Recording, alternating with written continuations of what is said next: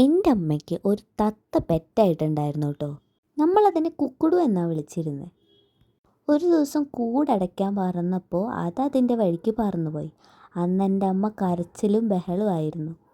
ആളെവിടെയെങ്കിലും happy ആയിട്ട് ഇരിക്കുന്നുണ്ടെന്നുള്ള വിശ്വാസത്തിലാണ് നമ്മളിരിക്കുന്നത്. അപ്പം ഇന്ന് കുക്കുടുവിനുള്ള ഡെഡിക്കേഷനായിട്ടാണ് ഞാൻ വന്നിരിക്കുന്നത്. ഒറിഗാമിയുടെ പ്രത്യേകത തന്നെ ഫോൾഡിങ്സ് ആണല്ലോ.